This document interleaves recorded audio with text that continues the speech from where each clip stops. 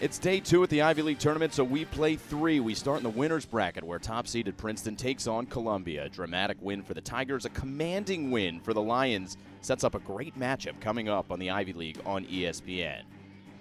So we take a look at the bracket. Princeton defeating Brown 7-5. Columbia defeating Harvard 7-0. The elimination game to follow this one at 12:30 about Harvard taking on Brown. And then a third game to wrap up our coverage today. Simon Rosenwasser alongside Cindy Cohen here in the booth. Well, Cindy, Columbia, they had the winning formula yesterday. Mads Lawson, the complete game shutout for that 7-0 victory. Princeton showing impressive poise yet again. Both teams played to their DNA. Mads Lawson came in as the ace of the league, and she displayed that. Didn't have her perfect stuff and still throws a no-hitter going into the 6th, only striking out 2. Princeton has that deep lineup. They go 1 through 9, the middle doesn't hit, no problem. Somebody else picks up the bat. Good job by both teams. Looking forward to this game. Well, let's take a further look at what happened yesterday, starting with the Princeton Tigers. Middle of the lineup not really hitting, but the freshmen came through at the bottom of the lineup, Cindy. They really did a good job. Both Valenzuela and Maddie Ratchinson, they come into the year not sure of their roles and couldn't be put into bigger roles than they are. Valenzuela was just happy to have a place on the team, comes into today hitting .301, had the big home run yesterday. Maddie Ratchinson going to share catching duties. An injury changes that, doing the unsung hero, .365, and a great job behind the plate. And on the other side for Columbia, we mentioned her, Mads Lawson, but we're going to keep talking about her. The Ivy League Rookie of the Year, Ivy League Pitcher of the Year. She showed you why. Her numbers are so impressive. But again, it throws a strikeout an inning throughout the year, only, quote-unquote, throws 2 yesterday, and is just as impressive. Harvard is held hitless going into the 6th. She controls the zone, she has a plan, and she's able to get the job done no matter how she does it. All right, well, Mads Lawson takes the circle in this one. Princeton and Columbia coming up on the Ivy League on ESPN.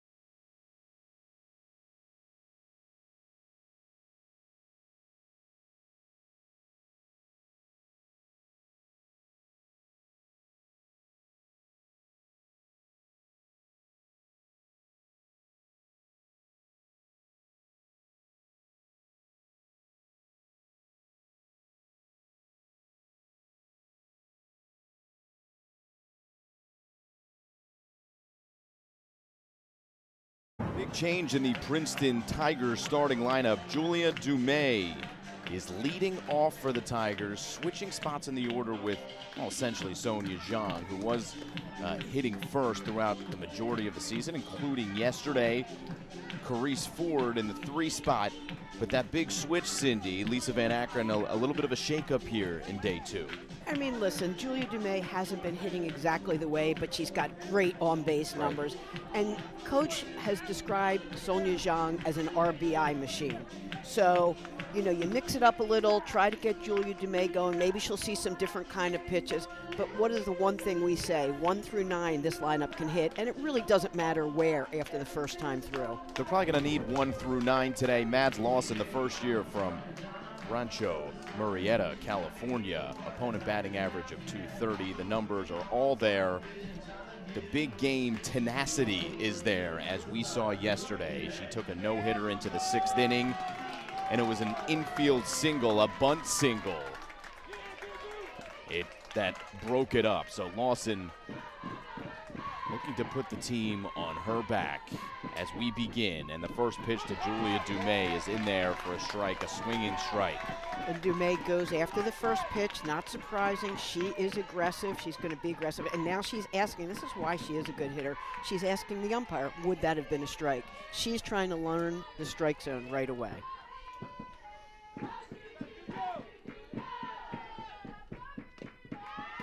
Inside. Regular season versus Lawson. The Tigers in Columbia did battle in the middle of that Ivy League campaign. 4 for 6 is what Dumais went against the freshman. Left center field. And this will fall for Dumais and kick away. Dumais with a wide turn around second. And it's a leadoff double for the Princeton senior. And, I do the regular flag and weather record. You'll see the wind blowing right to left. She gets all of it, and the wind just carries, but Dumais goes hard, and Kira Mason just can't get to it. Doesn't do anything wrong, but again, you see the flags blowing. It's going right to left, and it could be a factor today. There's Kira Mason. Tough play to start. And already Lisa Van Akron pushing the right buttons. Dumais is aboard to start the game. Dominga holds up. The one thing Coach said about her is her ability to adjust. Dominguez, this is on every pitch. Princeton would love to jump out in front right now. Thing is, when you have a pitcher like Mads Lawson, being behind in the count, you don't have the kind of success she has as a rookie. She's not going to be flustered by this. She's going to bear down. 2-0 to Dominguez. Same spot as Dumais hit it. Left center field gap. Dumais will score. And Graciela Dominguez replaces Dumais at second base. Consecutive doubles for Princeton. So she gets all of that ball, just hits the ball hard, goes with that outside pitch. You see Dumais turn around, reads it just like she's supposed to. She goes as soon as she sees she's going to score easily, and Dominguez gets on her horse and finds her way at second. So Graciela Dominguez, who was our player of the game yesterday with the go-ahead RBI in the bottom of the 6th inning. See a little conversation out there with Tatum Humble. And we talked about how Coach Teague sees her as a coach out there. So she is out there. She has a big part of the game plan. She's going to talk about where those balls were and how they're going to adjust right now to Carice Ford. I love that communication between the pitcher and catcher.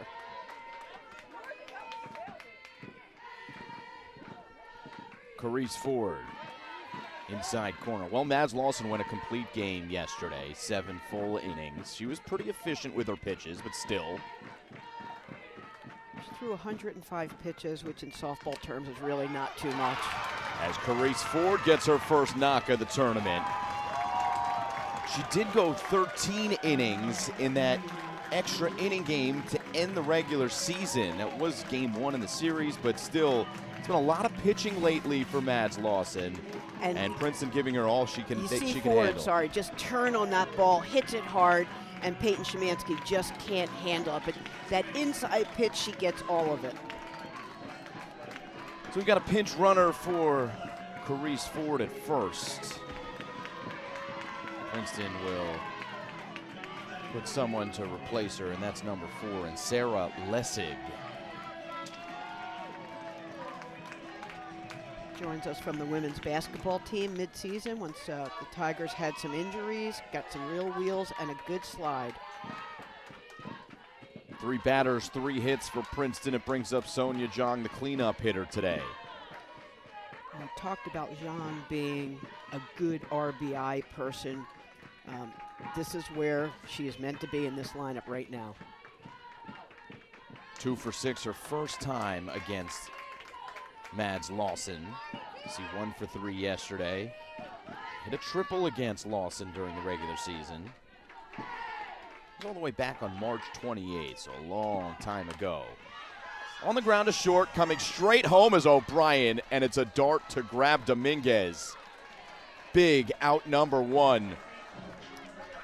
And I'm guessing that Dominguez had to go on contact, because typically you would wait till the shortstop, Juju O'Brien, makes the throw. She went on contact, didn't hesitate. Good throw, good block of the plate by Tatum Hubble. Let's take a look at that Columbia defense. O'Brien at short. There's Tatum Hubble behind the plate. Szymanski, Marzuka, and McCamey also in the infield as Abby Hornberger steps up. Messner, Mason, Katsavalis from left to right in the outfield for head coach Jen Teague. Hornberger had that big double yesterday when the Tigers got 3 in that 3rd inning. When she stays within herself, she is a dangerous hitter. But you know, sometimes she gets ahead of herself, and this is one of those times right now against this very good freshman pitcher. She needs to stay within herself and just try to make contact. Mads Lawson will supply the power. I think you can argue that's the biggest swing of the tournament so far. Abby Hornberger's 3-run double when Princeton was trailing 4-0 in the game. Yep. And I'll tell you what, if Columbia gets out of this only giving up 1 run after having 1st and 3rd with no out, that's a win for them, because you have to score to win no matter what. So that's what Lawson's going to do. She's bearing down right now. Here's the 1-2 to Hornberger, swing and a miss. And Lawson is on the verge of getting out of it after a nice pitch to Hornberger. 2 outs. Yep. So Princeton starts out with the 2 big doubles. It's a really good down and out pitch. Really nice pitch. Next up is Jess Phelps.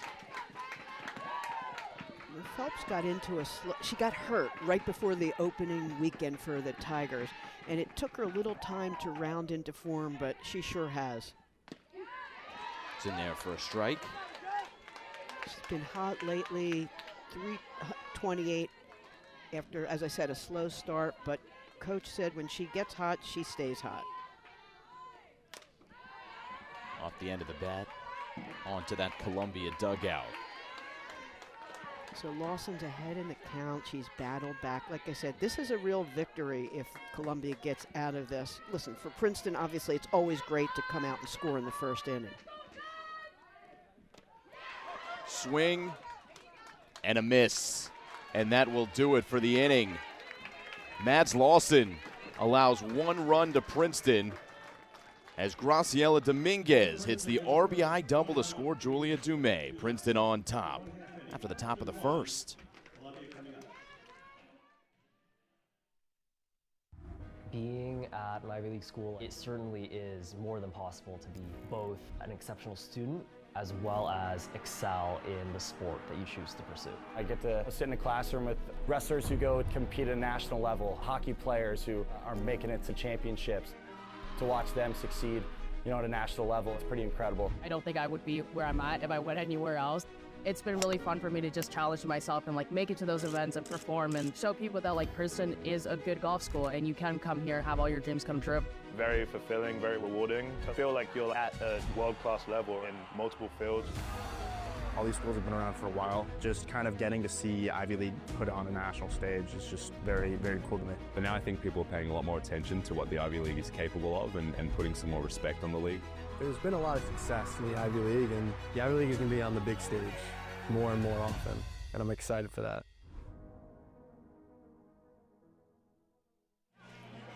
Lenny Katsavalis leads off for Columbia. Kayleen Nguyen, the designated player, hits 2nd. Sarah McCamey, all-Ivy first baseman, hits 3rd. Juju O'Brien, 5 straight games with a home run, hitting 4th. Alicia Marzuka hitting 5th, the second baseman. Then it's Tatum Hubble, Peyton Szymanski, Savannah Messner, and Kira Mason.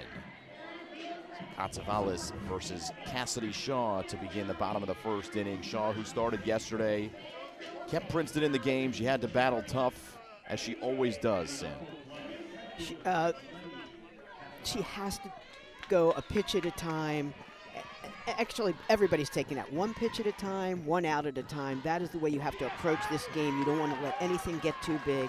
And Shaw needs to work ahead in the count. When she did that yesterday, she was very effective, which is true for any pitcher, really. Katsavalis 1 for 3 yesterday. Next pitch down low. You saw the big fist pump for Cassidy Shaw, the first pitch in there for a strike. Yeah, Princeton won yesterday 7-5. There were some big cheers, but one of the biggest cheers we saw from Princeton was when they exited the field after the bottom of the first inning, the top of the first inning yesterday when they were the home team. Swing and a miss. Princeton takes a lot of pride starting strong. Yep.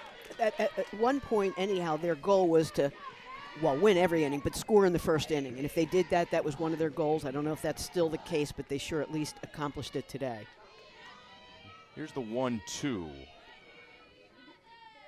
Swing and a foul back to the screen. Katsavalis started everything going for Columbia yesterday with that hit and was scored later on. She is considered the spark plug of this lineup, and anybody who hits .321 coming in, you can understand why, with a .418 on-base percentage. Katsavalis stays alive. Battle, battle, battle. And you love the little battles between these really accomplished hitters and the pitcher 43 feet away.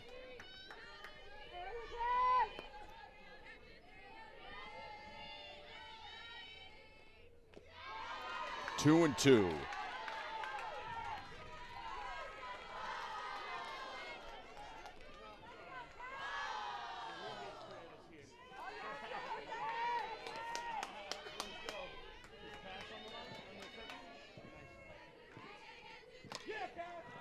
Katsavalis staying alive. Katsavalis' numbers are so interesting. She hits .444 with the bases empty. So that must mean, looking at the numbers, she must get on base an awful lot as a leadoff hitter. And interestingly enough, .441 with 2 outs. So, you know, something in between. She's not quite as successful, but boy, she sure is successful when it, you know, a coach wants you to be. Get the game started, and 2 outs, keep it going. 2-2 pitch. Another foul ball. Only 16 strikeouts in her 137 at-bats entering the tournament.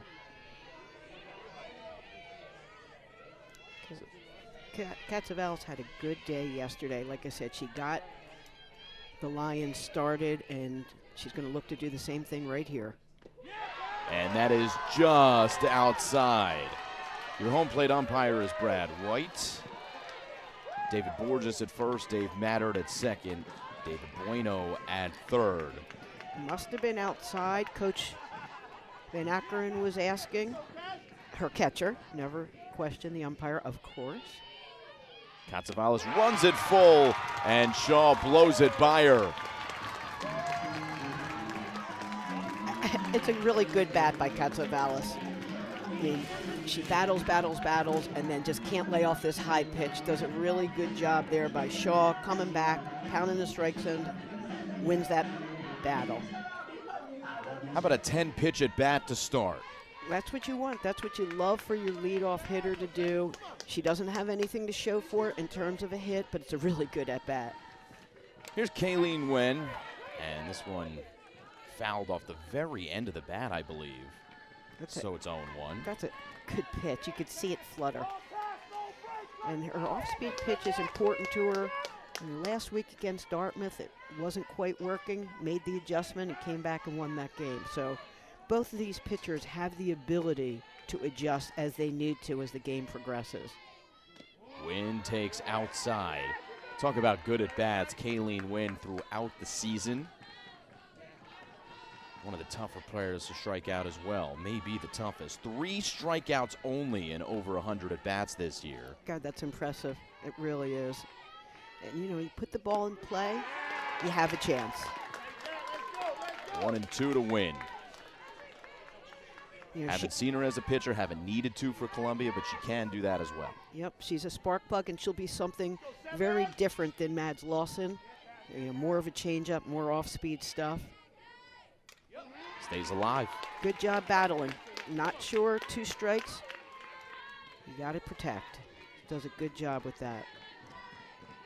Nguyen was the most productive hitter during that regular season series against Princeton. 4 for 9 in the series. Double a homer, 3 RBIs. And all 3 games were very close. Swing and a miss, and Shaw strikes out the first 2. really good pitch. Got a lot of heat on this, up and away, and Gwynn just can't catch up to it. Shaw, who yesterday tied a career high in strikeouts with 9 of them. And she is continuing that trend. Earlier in the year, Coach Van Ackeren said Shaw is a good big game pitcher. And I'm sure it's not lost on her that Mads Lawson is pitcher of the year and rookie of the year. And you don't become as good as Cassidy Shaw, who starts with a great strike, without having a competitive edge to say, okay, let's do it.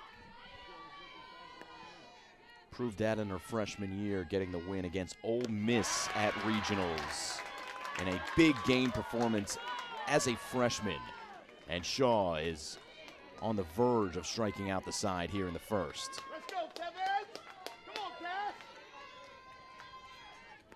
Kami had a hit yesterday, but a little quieter by her standards. But again, a lineup deep enough that you can survive the middle of your hitter, your order, and still score as many runs as Columbia did without McCamey having a big day. That's a testament to the Columbia lineup and that both of these lineups have. It's not going to be any one person that has to carry the load. Here's the 1-2 to McCamey. She fouls it back. McCamey hit a 2-run homer off of Cassidy Shaw in the regular season matchup, game 1 of that series. We started talking about I'm so easily distracted watching the game, I don't want to miss a pitch, but all 3 games were really close early on. You know, 5-2, 2-1, 4-2. In the one game, Princeton scored. Well, the players don't want you to talk about that series, Cindy, as Graciela Dominguez makes the catch. Clean inning for Cassidy Shaw in the Princeton defense, who will celebrate after a clean start to this game. 1-0 Princeton after 1.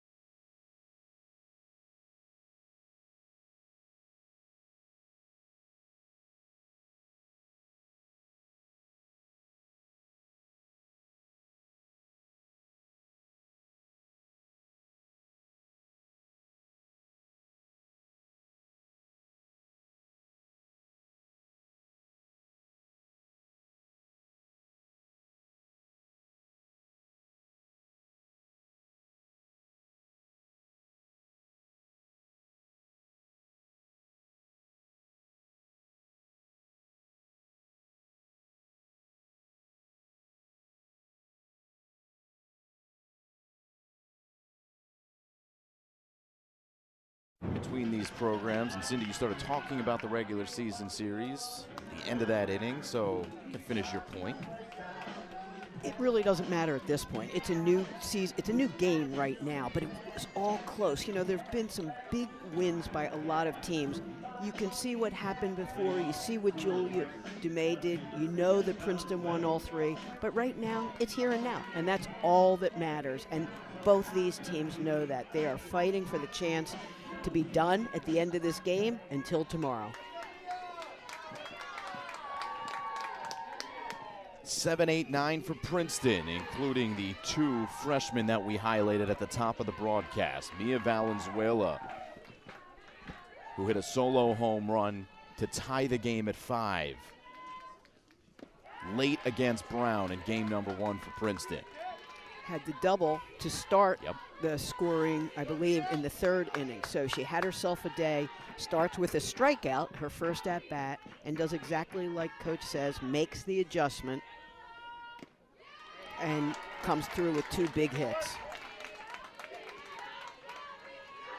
Valenzuela, who started the season hot, has remained one of the Ivy League's best hitters here in her freshman campaign.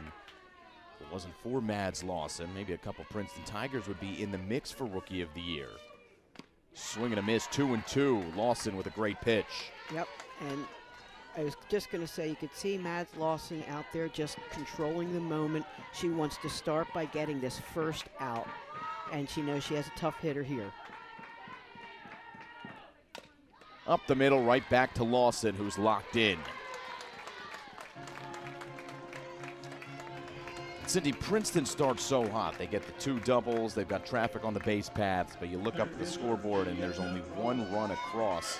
What does that do for Mads Lawson here in the second? Oh, it's a lift. I mean, you know you have to score to win. You give up 2 doubles to the first 2 hitters and get out of that, only giving up 1 run. You're thinking you won the inning.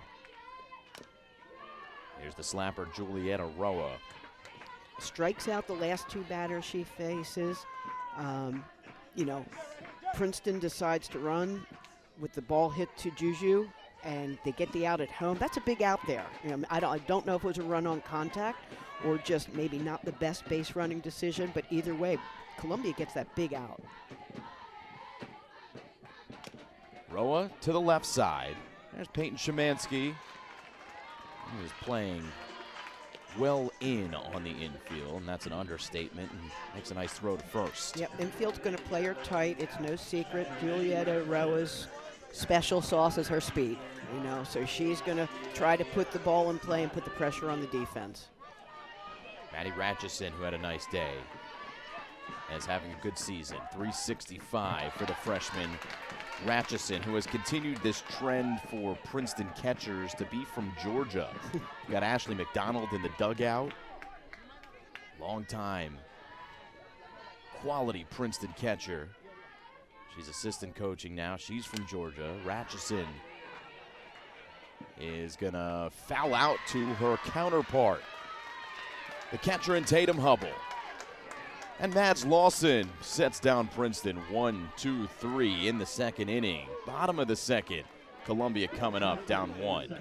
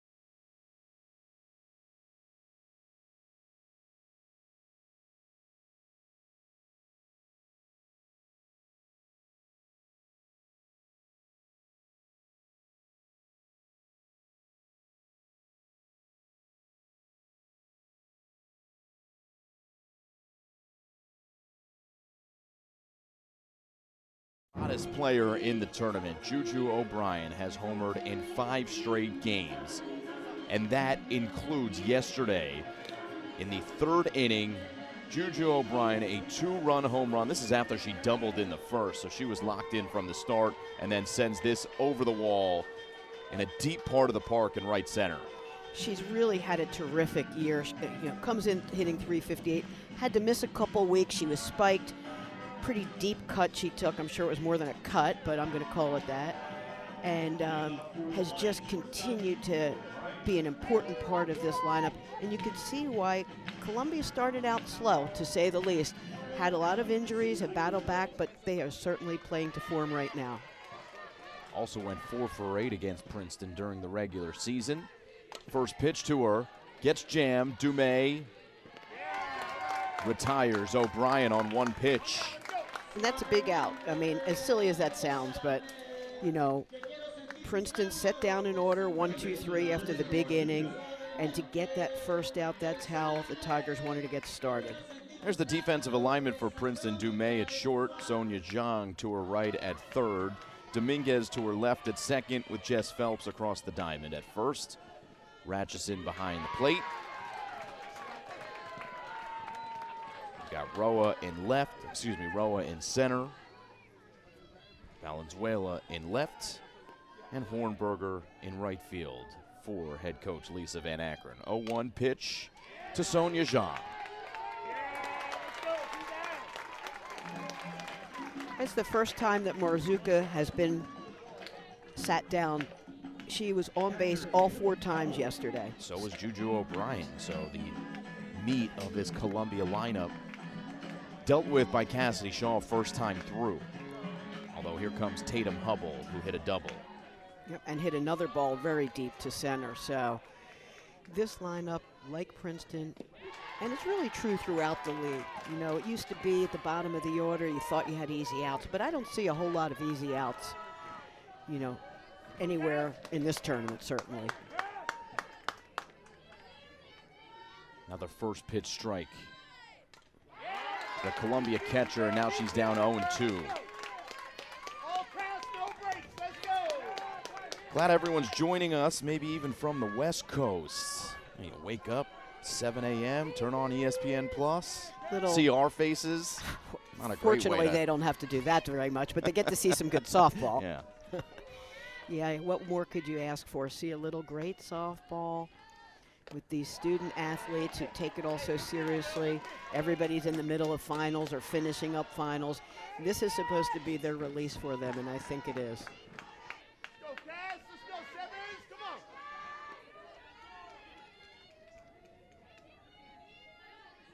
1-2 from Shaw, and that is outside. Princeton started to celebrate. And look at Cassidy Shaw is just laughing out at that pitch. Well, I'm just not sure where she missed, but it must have been outside. 2-2, 2 outs.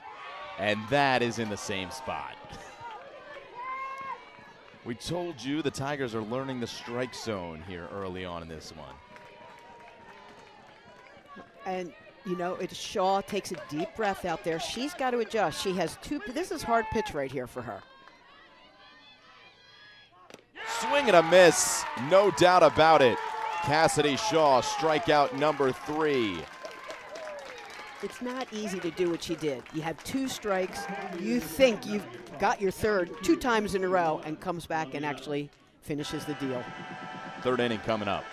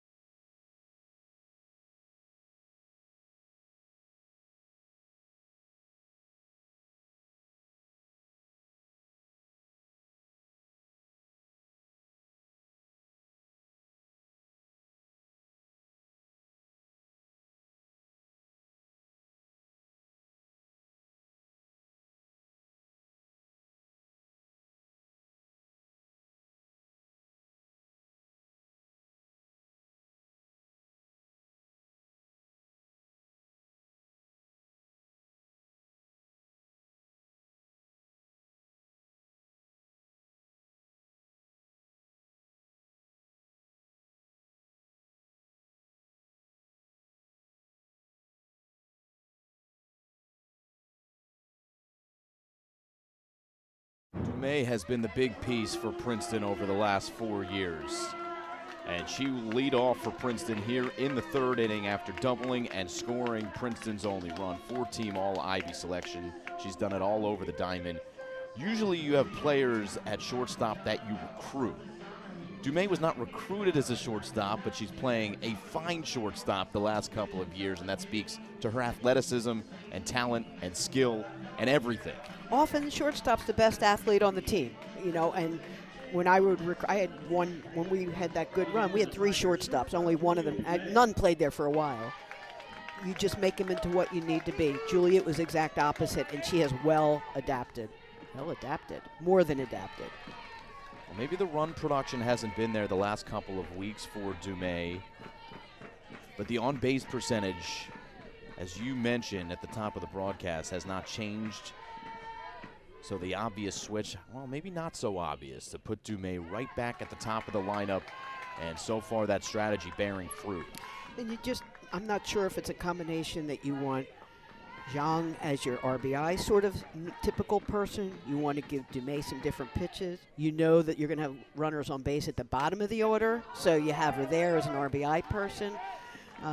Coach Van Ackeren has displayed this uncanny knack, you know, whether it was using Hornberger as a pinch hitter years ago, changed the lineup, and that's part of the reason she's been successful.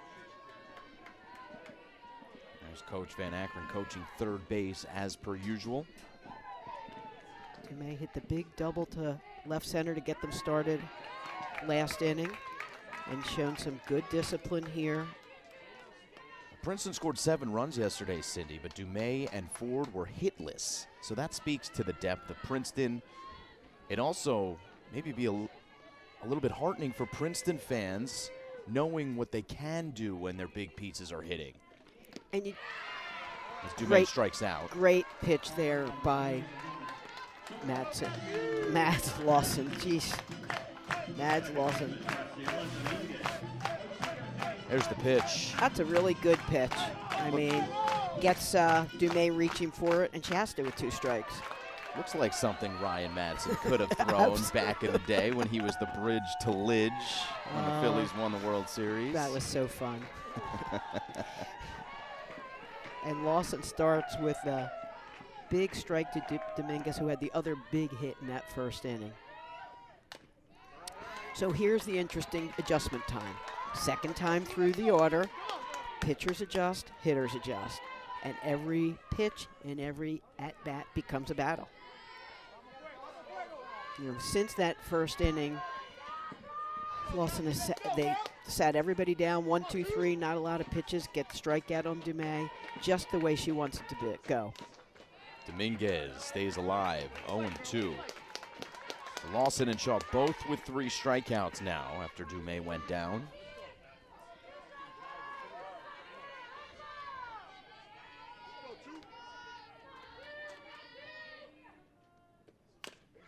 In the hole, Dominguez finds a way on again.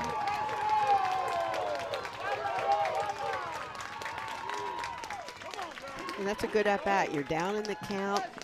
Don't try to do too much. Just turn on that inside pitch. Tigers end that 4 straight at-bats. Just re-entering Ford now, who she ran for last time. But, you know, now, again, we're in the middle of the order. Mads Lawson has done a really good job. Actually, after she gave up the hits, nothing out of the infield, couple Ks. That's a good hit for Dominguez to get the Tigers maybe rolling again, but at least put some pressure on. Now Carice Ford, who singled in the first. Yeah, we haven't really talked about Carice Ford. Coach describes her as playing on 1 foot. I mean, and playing hurt all the time. You know, apparently the only time you see Carice Ford without a boot in her foot is when she's on a softball field. And I give her so much credit. A, for having the wherewithal, and then B, comes into this game hitting .380. So kudos to her. And everybody plays hurt, especially this time of the year, but that's not easy to do. Coach Van Akron said she believes that the better pitching that Carice Ford faces, the better she'll be. Yep. That she has said that consistently. And even though she didn't have a hit yesterday, she drew 2 walks. She was on base. Gets on base here. 2 on, 1 out for Princeton. Brings up Sonny Jean. And here's a time for a conversation. Hubble out to talk with Mads Lawson to discuss how they will deal with Sonia Zhang, the junior captain. And Zhang hit the ball hard to Juju O'Brien in the first inning. And was able to get the out at home. Dominguez just went on contact, and O'Brien won that battle. So first and second, 1 out, middle of the order here. Princeton wants to try to keep the train rolling. Mads Lawson wants to shut her down. John takes a first pitch strike. You know, every hitter, every good hitter, certainly like Sonia Zhang, has a pitch, has a zone that they're good at. And that's what you look for early in the count. Just off the plate. Well, the home plate umpire consistent, although Mads Lawson asking where that ball was. I think she was asking if it was low. I think maybe it was outside based on where she called Cassidy Shaw's pitch, but still tough to know. Here's the 1-1. This one clearly inside, 2-1. And you could see that both pitchers and catchers, the battery of both teams, not thrilled with the strike zone so far, but as you said, consistency is what we're asking for, and he seems to be consistent. 3-1. So Mads Lawson, who walked Carice forward, now in a 3-ball count with Sonia Zhang. Big pitch coming. Zhang may have swung at ball 4. I was just going to say, I'm not sure that wasn't ball 4. And you see her sort of annoyed with herself. The one thing coach said about Sonia Zhang is she puts a lot of pressure on herself. You know, she wants it to be good and she wants it to look good, and she's learned to accept. Swing and a miss. Second strikeout of the inning for Mads Lawson. 2 on, 2 out for Princeton now. That's a really good pitch. Down and in. Really, really great pitcher's pitch. So Abby Hornberger with 2 outs. Big swing and a foul back to the screen, 0-1. And, you know, I always like to watch the pitchers and watch as athletes respond. And you saw after that strikeout to Zhang that Mads Lawson took a deep breath. You know, she knew she'd sort of won a big battle there. And that's a strike. All right, I thought that was in that same spot on the outside corner. So we're trying to figure out when that outside pitch is called a strike and a ball. Yep. But it's 0-2. And, you know, good teams score with 2 outs. So let's see what happens here. Comes inside to Hornberger. Hornberger struck out on that down and out pitch last time. So Mads Lawson, we say she averages almost a strikeout an inning, and she already has 4. Here we are in the 3rd inning.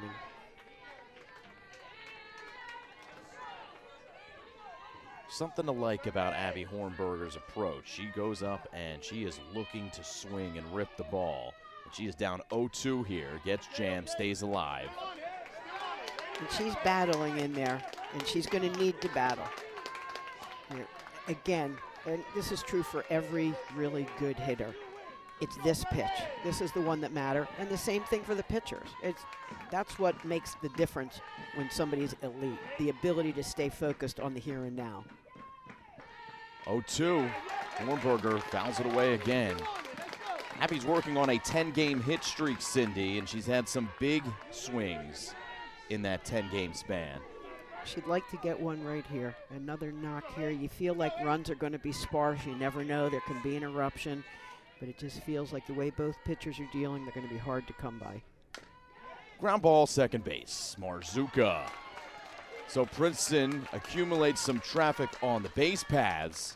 2 strikeouts for Lawson in the inning and the ground ball to get her out of it. Still 1-0 Columbia leads. We go to the bottom of the 3rd.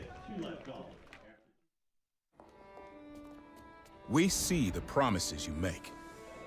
Doing more than your fair share. Working twice as hard. Saving lives, changing lives. And your life's work deserves nothing less than a lifetime guarantee. You made a promise. So did we. TIAA's promise of a guaranteed retirement paycheck for life is a promise that pays off.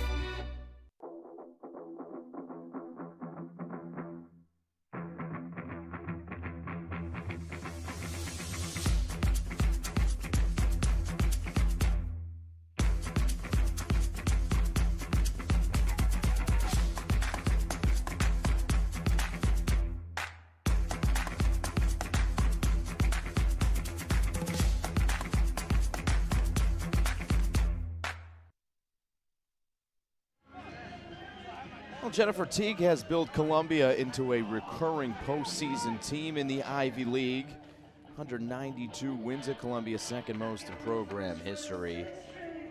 And how excited is she to have a program that you can build around, including referring specifically to Mads Lawson. You've got a pitcher who comes in here and is a superstar from the jump. Jennifer Teague, who to this point has gotten Columbia to a good spot in terms of where the program is, and now they can really feel like they can compete for a championship.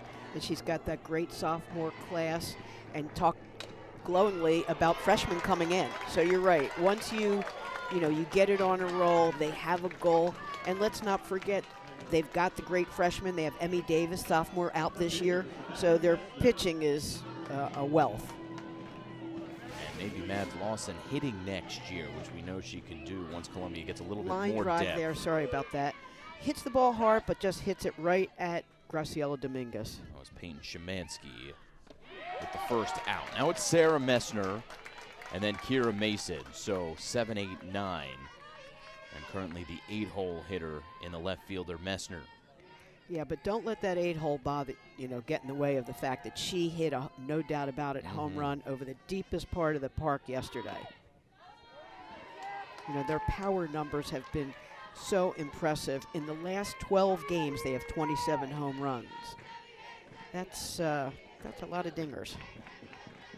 Double-digit bombs for Sarah Messner. Savannah Messner, excuse me. Yep, had that. And was on base also with a single. And she hit to every field, which I love that. This tells you wherever the ball's pitched, she's going to try to hit it, not try to pull it. And that's usually a recipe for success. The pitch. Swing and a miss. 4 strikeouts early for Shaw. Little bit of an off-speed pitch here, up in the zone, and you see Shaw. Her enthusiasm is infectious. Her team feels it. Not that you need to be inspired to play great defense, but you really want to make sure you're doing your job. Did not get the win yesterday. Was able to battle through to allow Princeton to stay in the game. Gave up the 4 spot. I think that was the 3rd inning in that game yesterday against Brown. So Princeton trailing 4-0. Shaw still hung tough, allowed the offense to get back in the game. Brielle Wright ends up getting the win, but Shaw, even without her best stuff, though maybe she did, she had 9 strikeouts, still had to grind through, and now she's back with a clean slate today and looking strong. Here's an 0-1 pitch that's upstairs. So Kira Lawson yesterday, again, the 9-hitter, but it doesn't matter where you hit in this order. She hit a bunch of ground balls to the infield yesterday. She just wants to put the ball in play, give her team a chance to turn the order over. 1-2. I mean, Lawson comes into this game hitting .294, not bad for a 9-hitter. The infield's deep, corners are deep, try to knock everything down. 1-2 to Mason, and that is fouled back to the screen. Regular season versus Princeton, 3 for 9 was Mason with a walk. That first game of the regular season series, she went 2 for 3 against Shaw and Brielle Wright. Again, it feels so long ago, the end of March. Yeah. In terms of where both these teams are, Columbia had a bunch of injuries. They started early, without a win, first 10 games. I think they're a different team now. Yeah. Not that those numbers don't matter, and we know that scouting is a big part of what the coaches do, but it almost doesn't matter, except to give you some information how you might want to attack this. 2-2 pitch. Long run for Valenzuela, and she runs out of room. 2-2. And the flag watches continues for me. I wanted to be a meteorologist when I was younger. Yeah. But you could see the flags are really almost as quiet as they get here at the park. It won't stay that way, but right now they don't seem to be the biggest factor.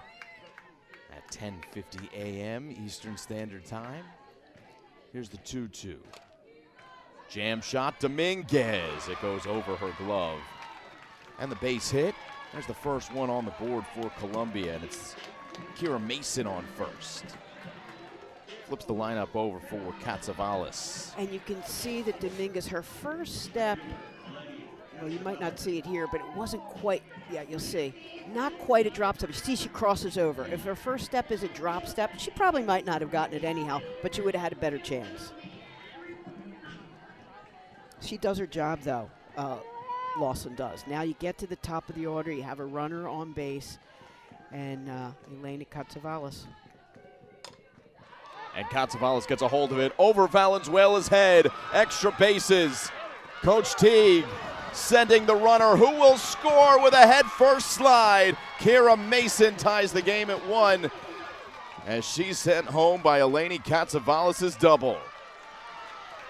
You just know that getting on base, that little hit is going to make it. She gets all of that ball, goes with the outside pitch. Mia Valenzuela, can't do anything about it. It's clearly over her head. And Kira Lawson scores that first run for Columbia, and just as important, has a runner in scoring position with 2 outs. Team leading 12th double of the season for Eleni Katsavalis.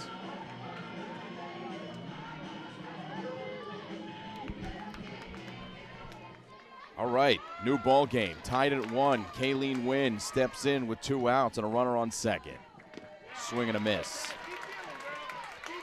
New game here, right? I mean, you knew that 1 run probably wasn't going to be enough, so not surprising here. Again, now we go second time through the order. How does everybody make the adjustment? Shaw goes off speed, which I don't think we've seen as much today as we saw yesterday. At least that's my baseline observation. Struck out on something up. She did throw 1 off speed, something little off speed to Messner, but you're right. I think most of the strikes have been up and hard. This one up and away. It's the constant battle for a pitcher, especially early on in a game, to figure out what's working, what's not, what you feel confident in, and what you maybe want to avoid. This one might find green, and it will. It bounces away from Hornberger. Moving up to third is Katsavalis. First and third, 2 outs. Base hit for Kayleen Wynn.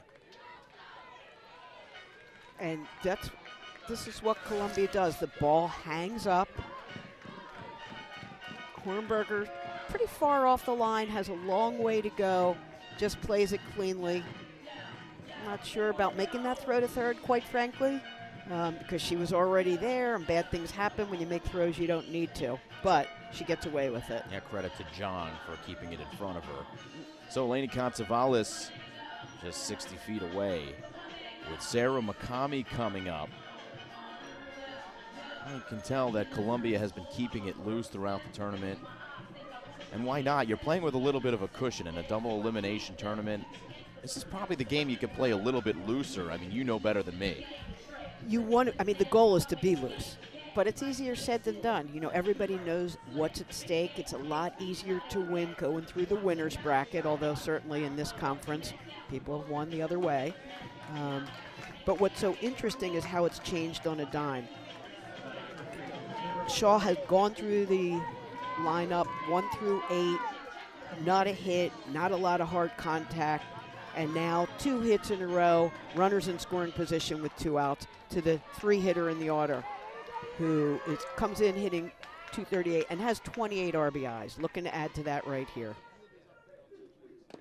It's in there for a strike to McCamey. You saw a shot of the Princeton bullpen, and Reese Uehara is warming up for Princeton. It's interesting how you use your bullpen, especially when you have as much confidence in your pitching staff as Coach Van Ackeren does. Wow. Just misses. I guess he doesn't call a low strike, and that's, I don't know if that's good for any pitching staff. I always say I love that low strike, give my defense a chance. Let's go, Cass. You got this, girl. Come on. McCamey down on the count 1 and 2. Let's go, Cass. Finish, Cass. So we have been in this situation before. Columbia came through with 2 outs and was able to make some contact, get some runs. Princeton had the opportunity, although they did score in that first inning, but haven't been as successful with 2 outs. 1-2 pitch. Be the same count on the next. Juju O'Brien is on deck for Columbia, but if I get to her, well, likely will be a run scored because McCamey would have gotten on base. So this is the big at bat, 1-2. Fly ball right field, Hornberger has it lined up. And she makes the catch, and Cassidy Shaw works around a couple hits at the end. She does give up the double to Katsavalis. It was an RBI double that scored Kira Mason. Eleni Katsavalis, deep drive to left field to tie this game at 1 going to the 4th.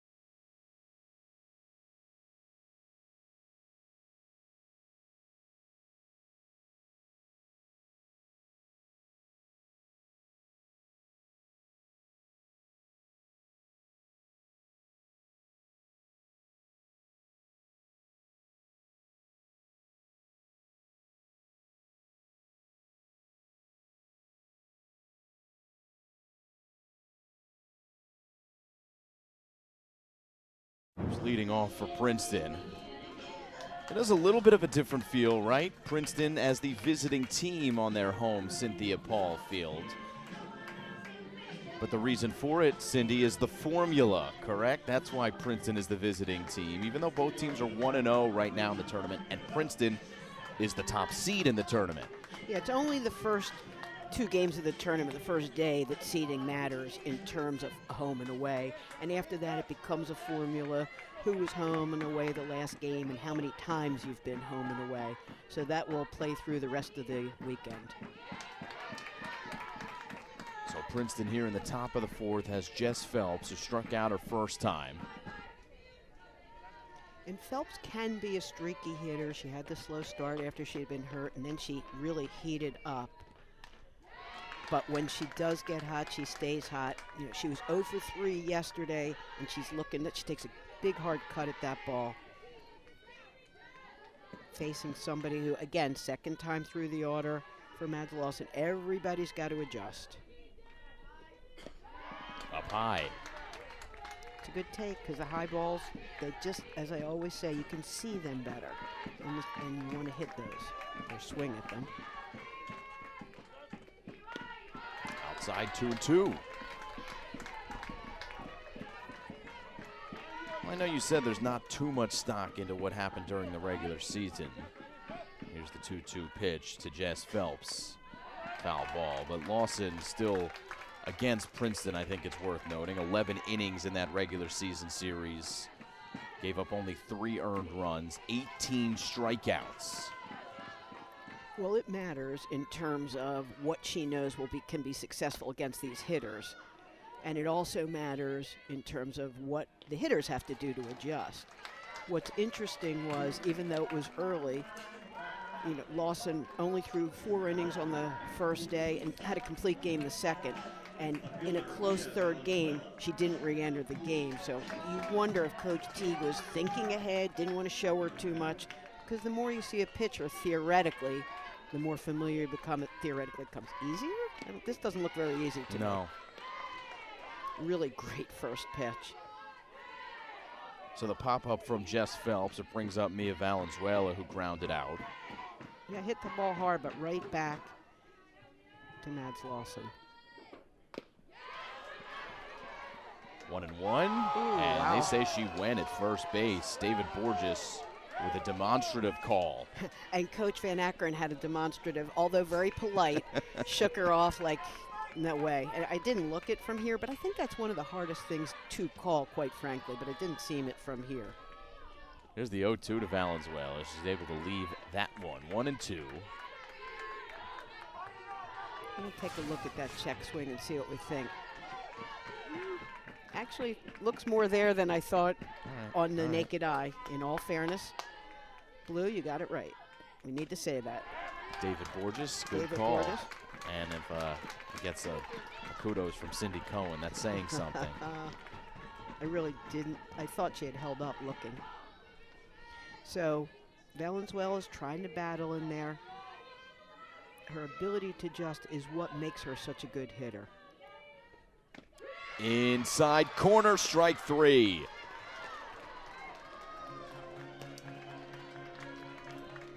What I am impressed with Lawson is her down and in pitch, down and out.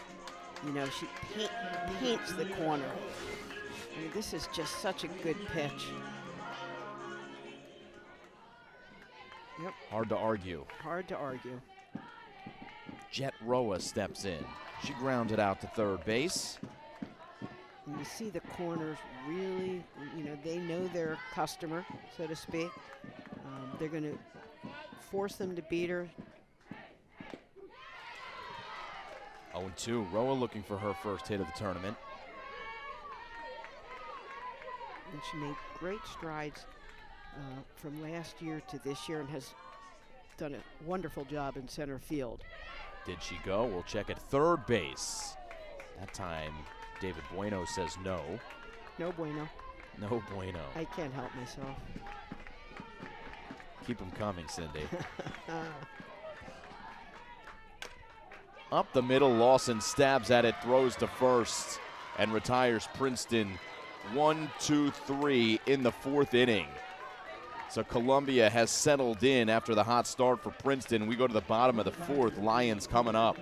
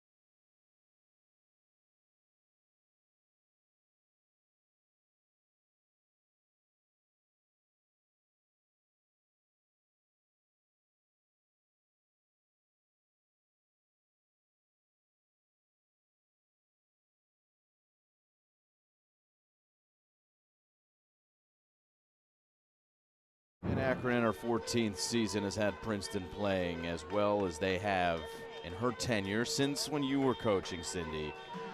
With 4 Ivy League playoff series titles, this is the 4th year of the Ivy League tournament. They've all been here at Princeton, which speaks to the consistency.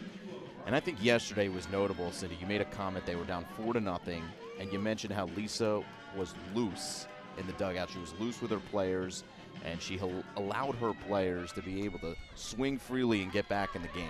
And it's really hard to do that. I know Coach Van Akkeren is a very emotional person. She tells me what she was like as a player and that her teammates don't recognize her as a coach. She knows her athletes. She knows what they need. All of these coaches do, and she knows how to keep it loose and allow them to just do their jobs. Juju O'Brien leads off for Columbia here in the 4th inning, the home 4th. And the count is 1-1 after a called strike. O'Brien's day yesterday was just so impressive. Had a home run, had a double, scored the second run of the day, was on base 2 times. I mean, she has been on a heater. Breaking ball taken low. Sonia Jong on the infield, hopping around. The Tigers are locked in on what this strike zone is. And it has to be that low end of the strike zone that appears to be a strike to us, but isn't today and isn't in this game. And it doesn't matter what we think, really. And everybody's going to need to adjust. As long as Brad White is consistent behind the plate, everybody, you know, has to move on from there. Well, the pitchers have figured out a way to combine for 9 strikeouts. Despite whatever the zone is, 4 strikeouts for Shaw. Here's the 2-2 pitch. Got a full count to Juju O'Brien. Interestingly, though, almost all of them, with the exception of Valenzuela, are all swinging. So, that means they know they need to go get it, and they are.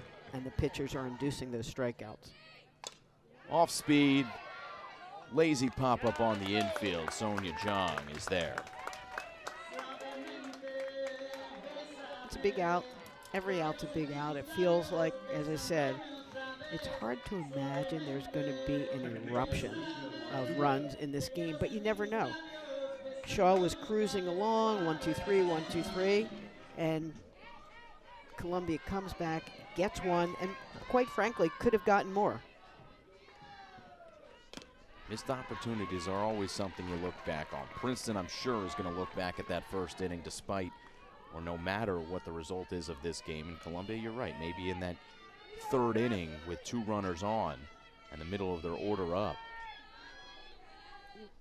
Marzuko with a fly ball. Right field, it's Roa. She's got the legs. Wow, she flew a long way for that ball. I mean, honestly, I thought it was going to fall in. It's a really tough ball for a second baseman to make. Graciela gave it a hunt. And you see the joy out there. She goes a long way, keeps going. I don't think Hornberger has a shot at that ball, but maybe she just knew it wasn't hers, and that's perfectly fine. That was a choreographed dance. Yeah. I don't know if they had that back in the 90s. The choreographs were a little bit before the game. The things they used to do was a little scary, actually. Do you have somebody that comes to mind that was that spark plug that maybe was dancing, keeping the energy loose throughout your tenure? So many players, I know. I'm putting you on the spot. Yeah, I think I'll have to think about that. Tatum Hubble swinging a miss, 0-2. Hubble had a big double yesterday, added to some runs. Captain behind the plate, not a captain per se, but the catcher who's calling the game. Right side. Dominguez leaves it off for Hornberger, who slides and makes the catch. 3 balls in the air for the Lions, none doing damage. Princeton with a clean 4th, and we are through 4. To the 5th we go. Getting to see Ivy League put on a national stage is just very, very cool to me. I get to sit in a classroom with wrestlers who go compete at a national level, hockey players who are making it to championships. To watch them succeed, at a national level, it's pretty incredible. I don't think I would be where I'm at if I went anywhere else. It's been really fun for me to just challenge myself and make it to those events and perform. But now I think people are paying a lot more attention to what the Ivy League is capable of and putting some more respect on the league. The Ivy League is going to be on the big stage more and more often, and I'm excited for that.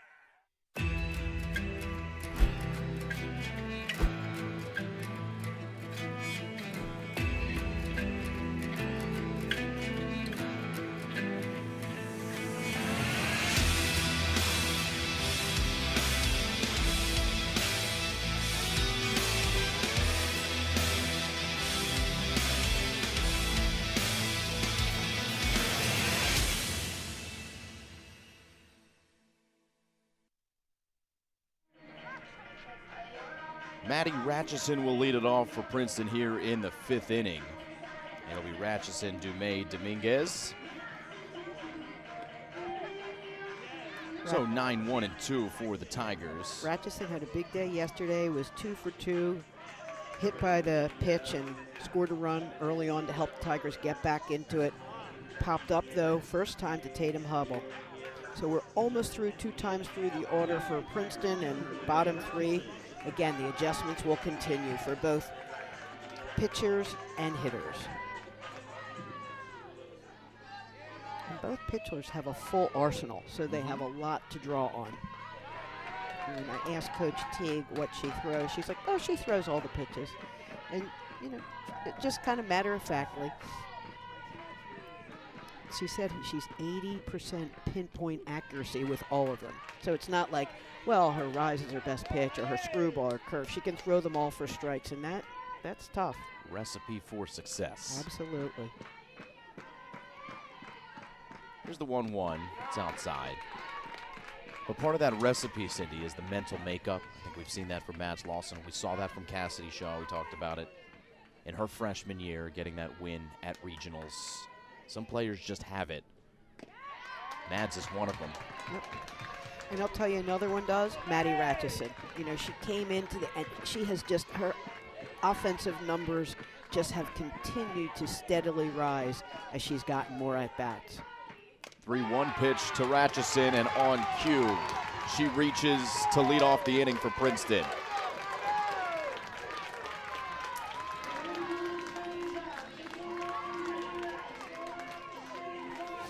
Not a bad pitch. She just goes with that low outside pitch. It's a good pitch. And she doesn't try to do too much with it. Flips the order, top of the order now. And you always want to get your first hitter out or on, depending on which side you're sitting on. Well, for the 9-hole hitter to underline that point, if you're Princeton, to get on base, and now you've got Dumais and Dominguez coming up, who are, as far as recent memory, the hottest hitters for Princeton here in this game. Dumais, who doubled and scored in the first inning, and Dominguez, who's on deck, who doubled her home. And you see Hubble go out there and just take charge. You know, she's going to call the pitch. She gives up the first hit that, you know, that she's given up in an inning or two. Make sure they know the approach that they want to hit, go at after Julia Dumais. She had that double to start us off in the first inning to left center and scored the only run for the Tigers so far. Count 2-0. Weak ground ball to the pitcher. Lawson goes to first, gets the lead runner. So it moves Ratchison over to second. And it brings up Gracie Dominguez. You see well, you hear the Dominguez clan, but you see Mads Lawson sort of turning around saying to Juju, could I have had her at second? And I think she really would have had a chance at it. I mean, it was a slow ground ball, but not so much that it, you know, she wouldn't have been able to get the lead runner. Courtney Harrison in to run. She's going to replace the catcher Ratchison. A little bit of speed on second base for Princeton, one of the team leaders in Courtney Harrison. It's in there for a strike. We had a chance to talk to Courtney Harrison early in the year. She had a walk-off hit. Right now what she's trying to do is cross the plate with the dangerous Dominguez up to bat. A 1 inside. And Dominguez has that first RBI, followed Dumais with the left center. She's had some big hits for the Tiger this year, and right now she's looking to make contact, try to plate another runner. And she will find the turf. Harrison rounding third, play at the plate, and she is safe. Graciela Dominguez gives Princeton the lead. And Coach was sending her all the way, and you're going to see it is a close play at the plate. Dominguez does a great job, gets on her horse, gets going. You see Coach sending Harrison right away. It's a really good throw. It's so common. What Tatum Hubble tries to do is go and get the ball, and she's got to let that ball come to her. It's all the difference in the world. It's a great throw. It's a hard thing to do.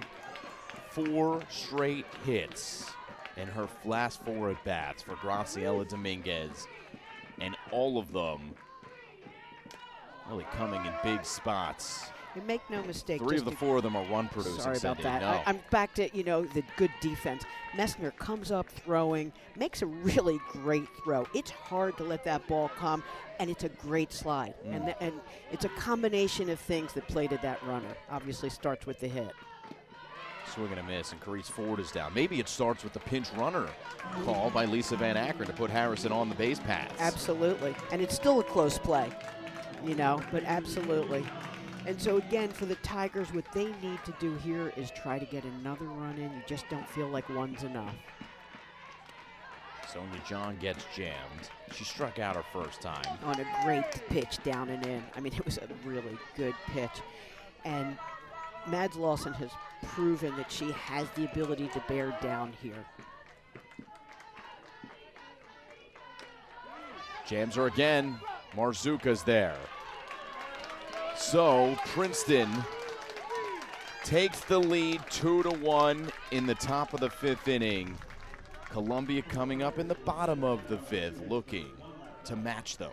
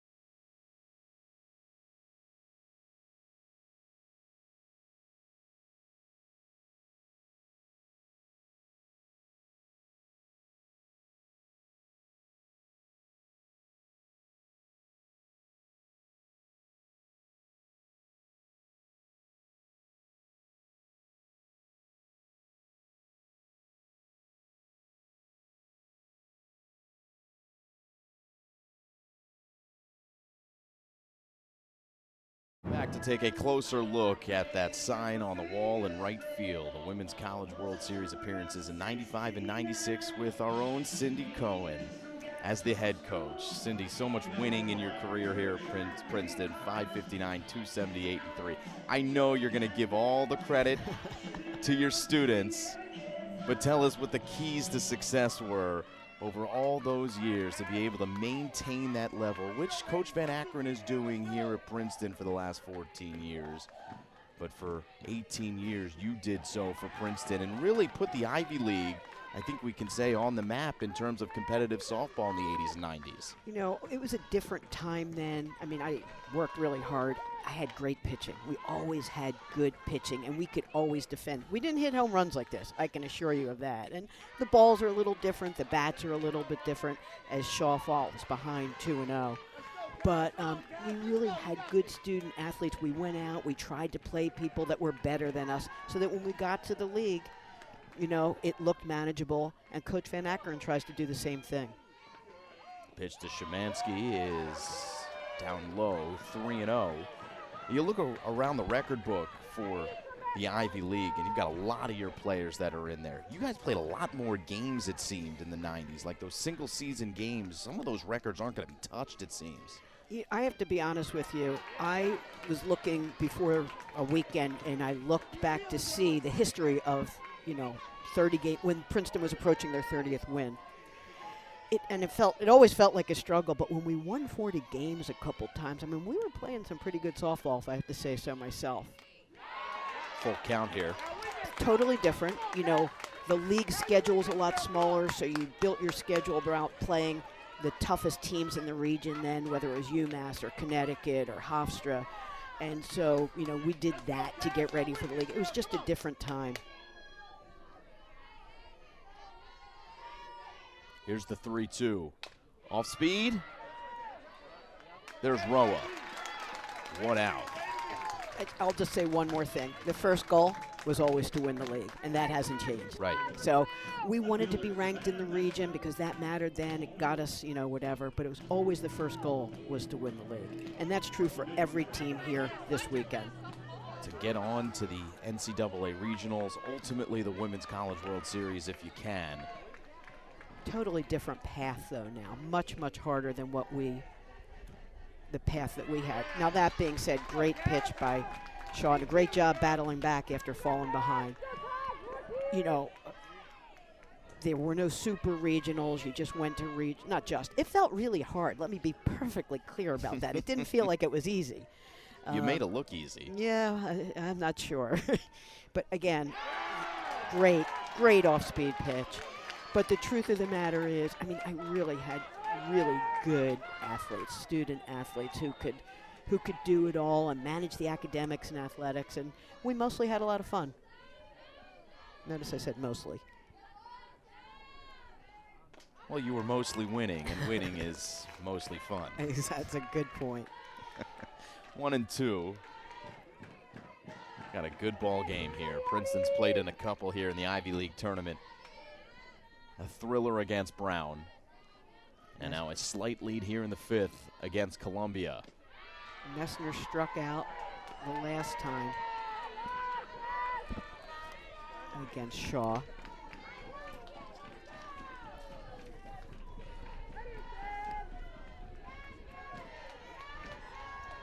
Had the big hit yesterday, had that home run and another single. 3-2. Remember that Columbia has a lot of home runs in the last dozen games. Had added to that total 2 yesterday, and they work hard for power. Swing and a miss, Cassidy Shaw with another strikeout. Number 5. Good pitch, good battle. Little movement outside, really good pitch there. And the fist pump from Ratchison, as well as Shaw. This is exactly where we were, though, when Columbia scored that first run. There were 2 outs. Mason got on base, and that's what started it off.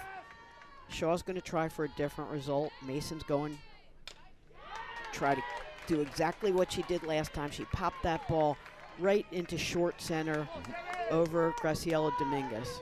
She doesn't care how she gets on. She just wants to get on. It's really been a story for both of these teams and how they've produced runs. It's come from the bottom of the lineup, Cindy, in a lot of situations. You mentioned Messner's home run yesterday. Mason starting the rally for Columbia in the 3rd. Count 1-1. And even for Princeton, they just scored a run in the 5th inning. Leadoff single for Maddie Ratchison, the 9-hole hitter.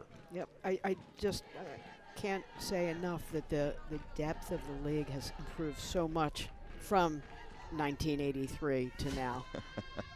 People are like, wow, she's old. Dumais makes the catch. Nothing doing for Columbia in the 5th. 2-1 Princeton leads. Final 2 innings coming up on the Ivy League on ESPN.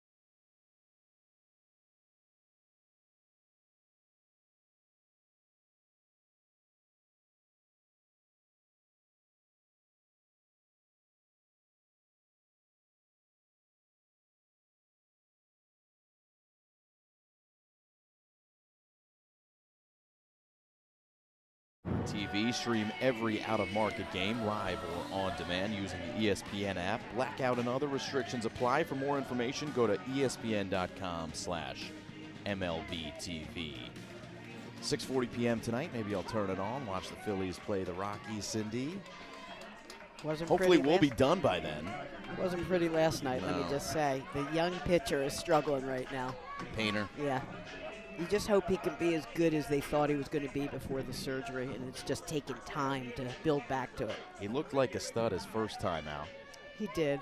So you saw that, and just have to figure out how to make the adjustment. Young pitchers have to make adjustments, as Mads Lawson surely will in her career as she starts the 6th inning and hits Abby Hornberger. And what Lawson is saying is she was in the bat, over the plate. And if she was over the plate, then it's a strike. So I don't think that is reviewable. Jennifer Teague is asking to review it.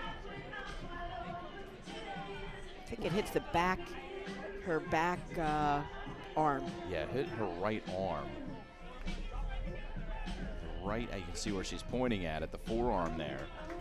So the umpires are going to ask if they can review it, and I'm not sure they can. Looks like they can.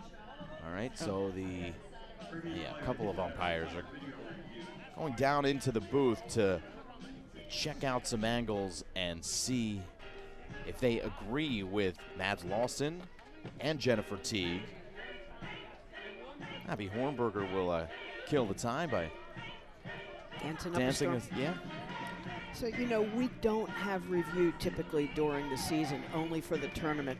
And so I have to be honest, I just don't know what's reviewable and what's not. And I need to do some homework on that. Obviously, this is reviewable.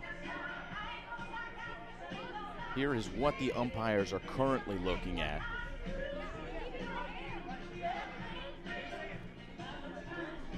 Yeah, it's tough to tell from that angle if well, I guess we know that the ball hit her, but I mean, are we looking to see if the ball was in the strike zone? Because I mean, it was actually close to being a strike. It was just off the plate.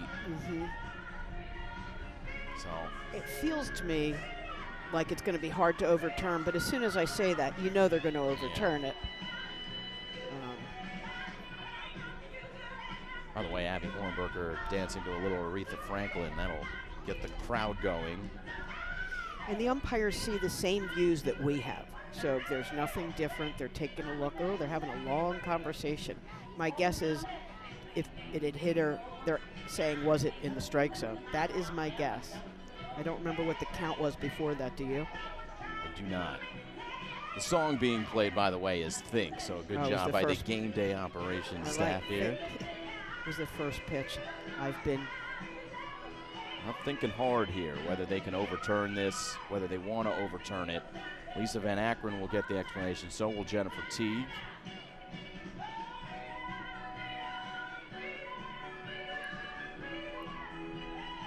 Jennifer Teague looks happier than Coach Van Akron does, so my guess is, yep, she's coming back. Wow. Body language tells it all. I love to watch. And you speak Coach body language better than anybody. I could watch the way Coach Teague looked like, yep, shaking her head, she's happy. And Coach Van Akron still having a conversation. She's less happy. So that was, I believe, Cindy, I think that was the first pitch of the at-bat, right? Yes, so that's what I was whispered in my ear by our wonderful director. Mike Galeta doing a great job, as well as the entire ESPN Plus crew, operating the replay reviews as well. I'm not going to blame them for everything, but when we look smart, it's clearly not because of us. No, I agree. So now there should be one strike. I don't know. Maybe they're saying she didn't get hit. If there's, I'm so confused. I'm guessing so they say 1-1. Yeah, so she didn't get hit, and now it's 1-1 because it was a ball on the batter. Okay, here we go. Hornberger just needs to adjust, see the ball hit the ball, run. I mean, that's what you have to do as a hitter. 2-1 the count. Lawson's down pitch has been so impressive. Down and in, down and out. Fly ball right field, it's pretty deep. It's at the wall, being caught by Katsavalis. Hornberger gave it a ride. Got a good piece of it, hit the ball hard. Katsavalis does a good job getting under it. Just missed it. I mean, hit it pretty square. Just couldn't quite get there, and Katsavalis runs it down. See the pennants in the background of that shot blowing, so the wind starting to pick up a little bit as Jess Phelps picks up her first base hit of the tournament. One out base runner, Mia Valenzuela coming up. And we've talked about the depth of this lineup. When Phelps and Hornberger are hitting, and Valenzuela and Rochester, I mean, every one of them actually are the way that they can, they become tough. But so is this pitcher at 43 feet. Two huge swings for Mia Valenzuela a day ago. The double late in the game. She came around to score in that 3-run inning for Princeton. And then the game-tying home run late. Both of them to left field. The flags are blowing to left. So Valenzuela, if she can mimic what she did a day ago, get the ball up in the jet stream, left center field gap, could be trouble. And you see Lawson come back to that down and in pitch, which is the strikeout pitch he threw to Valenzuela the last time. So she'll mix it up, but she's going to go back to what's been successful as well. Counts 1-1. Valenzuela squaring to bunt. That was surprising. You know, I think, wow, I thought it was a foul ball actually, but I guess not. Well, it counts 1-2.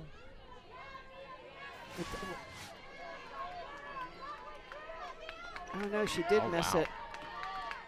Oh, that's, yeah, it's a strike, doesn't matter.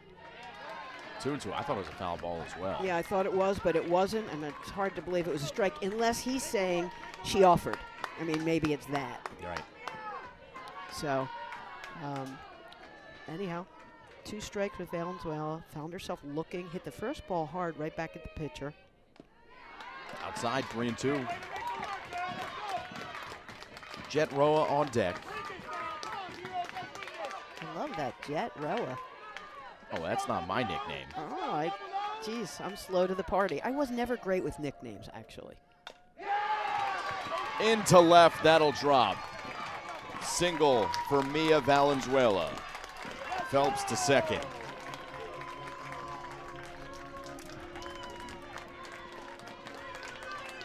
So Roa will be pinch hit for as we get another look at the Valenzuela swing. Up in the zone. I'm watching the replay. Up in the zone a little bit, and Valenzuela just stays back, gets that line drive. And Coach Van Akron has talked about her ability to adjust, which has been one of the reasons she's been so successful in her rookie campaign. So it's Lola Cool. Only 9 at-bats on the season, with 2 doubles, 4 RBIs. She has shown in a very limited sample size that she can be really effective, enough so that she's got the confidence from Lisa Van Akron to come to her in a big spot here in the 6th. And she did the same thing yesterday. Right. Tigers were down at that point, and Cool worked a walk, and that's when the Tigers came back and jumped ahead of the Brown Bears. It's in there for a strike, 0-1 to the Princeton freshman. So, again, you've got less than 2 outs, runner in scoring position. These are critical situations to your success. Down low. It's a good hold on Cool's part. Not the best wheels on second base. No disrespect to anybody, but we had rabbits and those who weren't. Swing and a miss, 1-2. She took a big cut, you know. And again, especially with somebody like Lawson, you don't need to take that big cut. Easier said than done. Just stay within yourself, make contact. She'll supply the power. She holds back, and that's confirmed at first.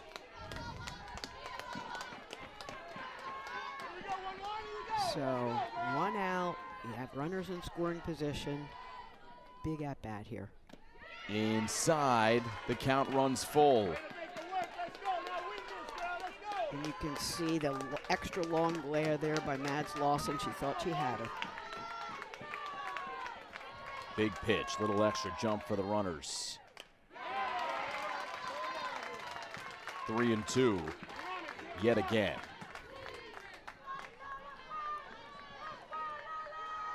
Columbia's defense has done a fine job, and they're looking to just keep the ball in the infield, maybe turn 2. Outside, Cole with a big at-bat off the bench to load the bases. Same at-bat as yesterday, almost battled through, and now you'll see Julietta Roa re-entering, because as fast as Cool is, and she does have good speed, Julietta Roa is probably the quickest Tiger this year. Team softball on display for Princeton. And now it's Maddie Ratchison who will step to the plate. Jen Teague is going to take the time to come out and speak with Mads Lawson. Be shocked to see her come out of the game here. There is some movement now heading over to that Columbia bullpen, and Kayleen Wynn, I believe that's Wynn who's out there warming up. Doesn't need much time to warm up is what she told us. Yep, and that's so unusual. 10 minutes and she's ready. listen, this is not about pulling Mads Lawson. This is about how she's going to pitch to this hitter. She's talking to her defense about what they're going to do, reset everybody, take a deep breath. If she pulled her now, I would be more surprised than if I could hit a home run today. There's the line for Mads Lawson, 5 1/3, 8 hits, 2 walks, but she has battled in some tough moments. Right out of the chute, Princeton with traffic. Only 1 run in the first, 1 run across in the 5th. And now a little bit of trouble here in the 6th with Maddie Ratchison up to the plate. She singled her last time up. I think that was to right field. It was. She had a line drive. Had 2 hits yesterday, 1 to left, 1 to right. First pitch is on the corner. Good pitch from Lawson, up and in. Infield's in. You know they're going to go for the out at home. Not the best set of wheels at third.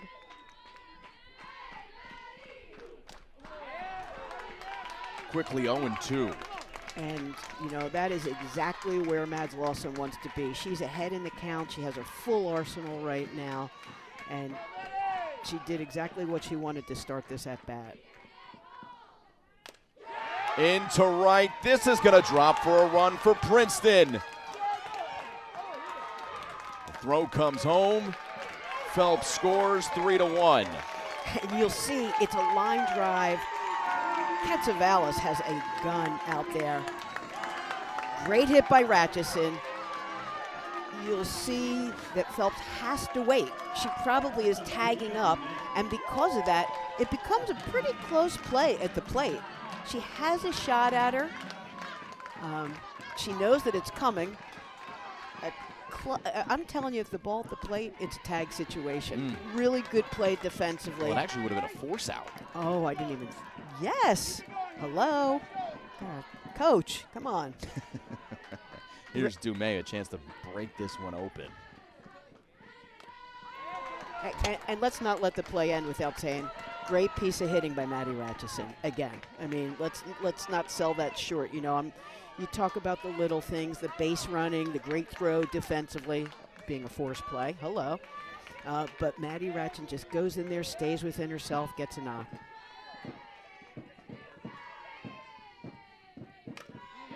Dumais 0 for 2. Excuse me. Count is 0-2, but she is 1 for 3. Yep. And again, this is exactly where Mads Lawson wants to be. Ahead in the count. She got the strikeout on that same outside pitch in Julia Dumais' second at-bat. Only 9 strikeouts on the year now for Dumais. After that K. And, you know, she's just pounding it inside, inside, inside. And you have to believe she's going to go back outside again because she's already got her swinging and missing one time. So inside, inside, inside, go back outside. Maybe even an off-speed pitch here. 1-2 with 1 out. Dumais stays alive. It's a good outside pitch. We're up over 105 pitches now for Mads Lawson. But she's your ace. I mean, you're going to stay with her, knowing that you have maybe a second game, although this game is far from over. You know, this is a big spot. You're at the top of the order, bases loaded, 1 out. Remember, Columbia's gotten out of a similar situation. Bases weren't loaded, but runners in scoring position, less than 2 outs, and they've gotten out of that same situation. Another big pitch to Dumais. The count runs full. Nowhere to put Julia.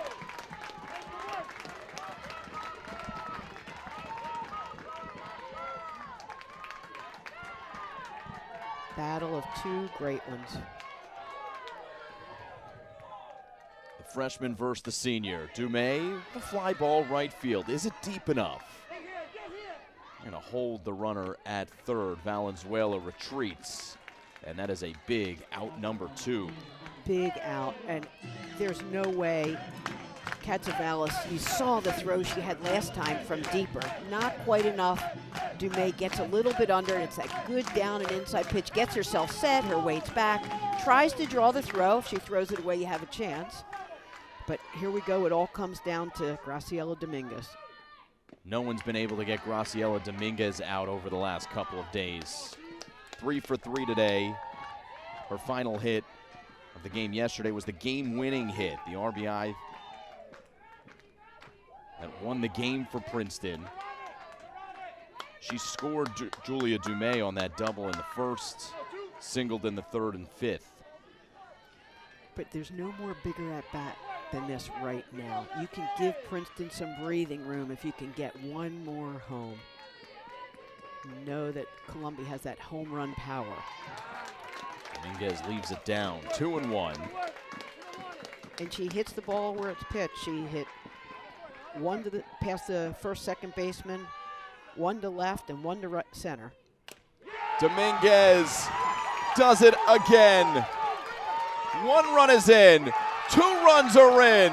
Graciela Dominguez makes it 5-1 Princeton.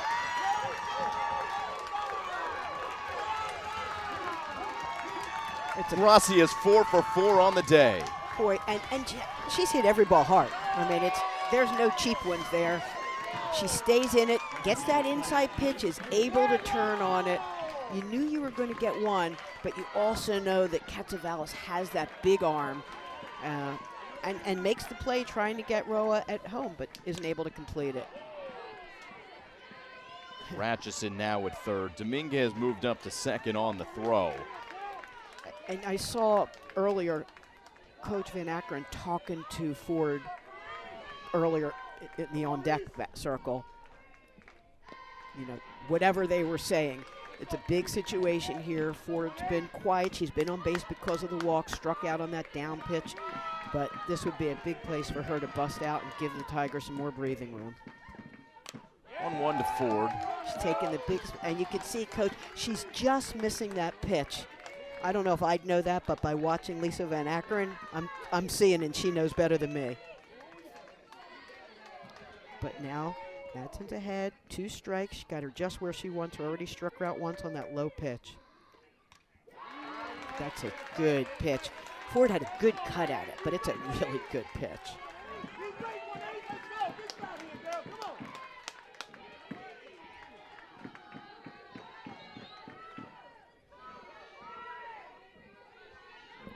Got some runs with 2 outs, which is, you know, what you're always trying to do offensively. This ball gets away. Here comes Ratchison. Princeton leads 6-1. The Tigers with 4 runs here in the 6th. I'm not sure if it was a pass ball or a wild pitch, but up in the zone gives you just another run of insurance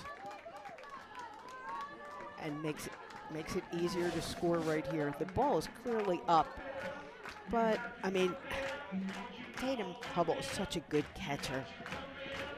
You know, I feel like she'd say she should have gotten that ball, but you've got to remember too, a lot of spinning up, spinning away. And no matter who it's charged to, the Tigers are able to plate another one. Remember that Tatum Hubble is now the de facto pitching coach for Columbia.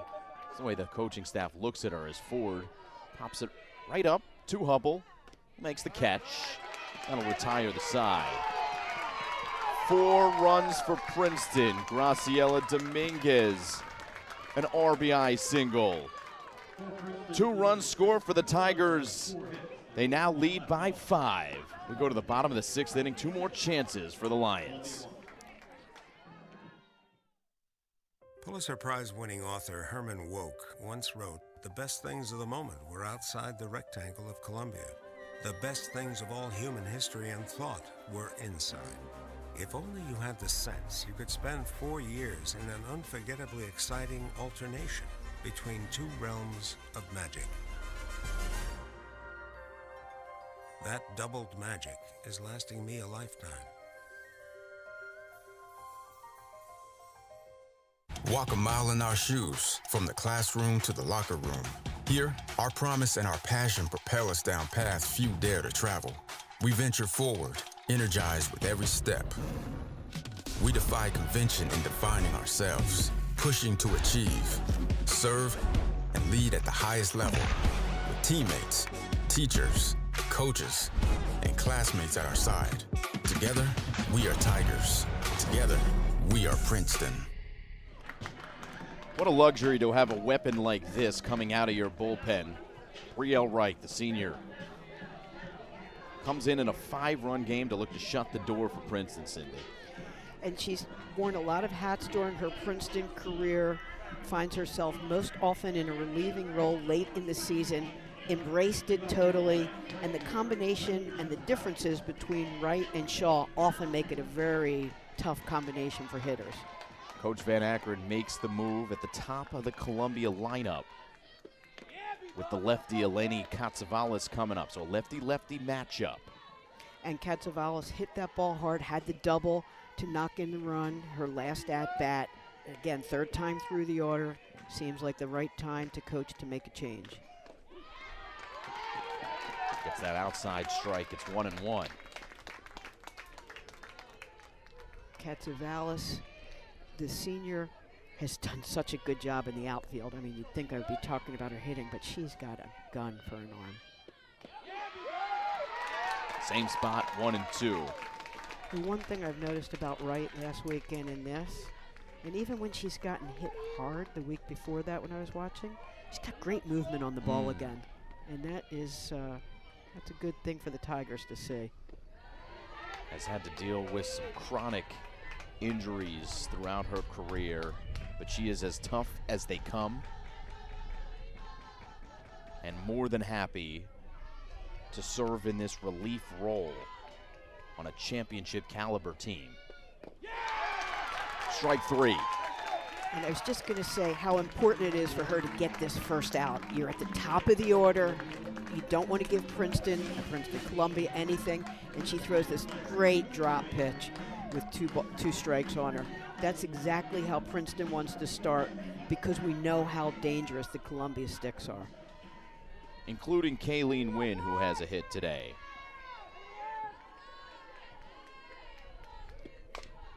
Ground ball left side cut off by Sonny John. 5-3 on the putout. And John does a good job. She goes and cuts it off, good in itself, but then squares up, gets herself set, and you'll see. So she cuts it off, which is good, but you see square, set, feel the ball, make the good throw, don't throw off balance. Our feet are so much more important to us than we think about our balance as a softball player. And that one gets in on Sarah McCamey and hits her. Yeah, it looks painful. McCamey trying to walk this one off. Maybe on her elbow? And she's telling the trainer, do not come out to me. That, I don't know why they call it a funny bone, because it does not feel funny. No, it wasn't funny to anybody here. This is as quiet as I've heard the crowd in 2 days. Listen, I mean, everybody wants to win in the competition, but nobody wants to see anyone get injured. And here we are with the very dangerous Juju O'Brien. What did you tell me? How many home runs did she have in a row? Like, how many games in a row? 5 coming into today? 5 in a row is correct. So that streak on the line. She'd settle for a hit here to keep the line moving for the Lions. Absolutely. She's really been very impressive and part of that sophomore class. And I guess that was high. 2-0. So big hitter's pitch to a big hitter. And Wright takes a second. And that one finds the zone. And you see the infield deep. Try to knock it down, try to get that third out of the inning. It's also a 7-game hitting streak on the line here for Juju O'Brien. Jong, another good play. So Brielle Wright comes in, hits one batter, and leaves that runner stranded on first. Princeton leads 6-1 through 6.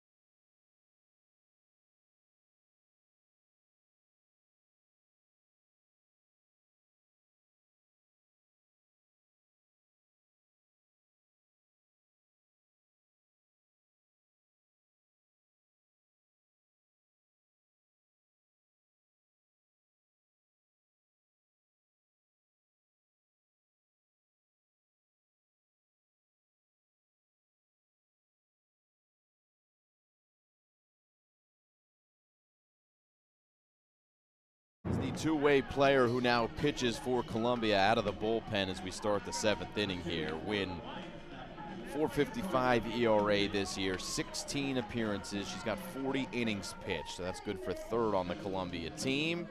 Good stuff. Let's see what she's done recently. Last weekend versus Harvard, 8 innings, 5 earned. Well, we've seen her in some big moments over the last couple of years, and Coach Teague is kind of playing 2 games here in terms of you got the 7th inning here, but remember it's a double elimination tournament, so no matter the result of this one, Columbia's got another game to play if they aren't able to come back, and so you got to think about where you're going to be using Mads Lawson, how much are you going to be using Mads Lawson as this tournament goes along. So here's the spot for Kayleen Wynn. And the flip side of that is she throws so different. She complements her. Lots of changeup, lots of off-speed pitch. Ooh. Welcome to the circle. Exactly.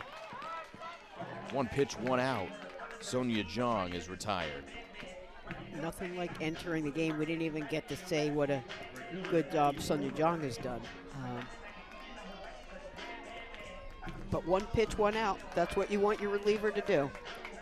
Give your bats a chance, get in the lineup and get in and take another shot at it. Abby Hornberger. 2 pitches, 2 outs. Pops out to Hubble. That might end the hitting streak for Abby Hornberger. 2 pitches, 2 outs is right. It's going to bring up Jess Phelps. Phelps started the whole thing going in the 6th inning. Had that line drive to left, ended up scoring later in the inning. And we talked about her being a streaky hitter. When she's hot, she's tough. And if she's not, she's not. But, you know. The crooked inning was the big one for Princeton. And it started with a single from Phelps. And there you see that changeup from Wynn. Now, Tigers scored some runs with 2 outs. They're looking to get it started with 2 outs. You never feel like you have enough. Another off-speed pitch in there, 1 and 2. Great pitch. And, you know, you're not surprised ever to see 2 changeups in a row when you can throw it well and keep the hitter off balance. How about 3 in a row, and she just missed outside. Yep, little off-speed and just missed.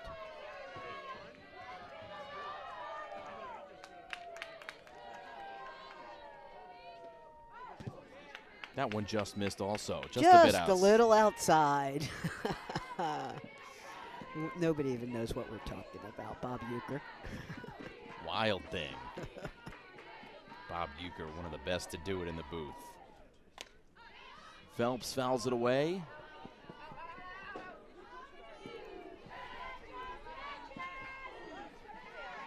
You probably remember the real wild thing in this area for the Phillies back in the day, right? Mitch Williams. Oh, boy. 93 is seared in my brain.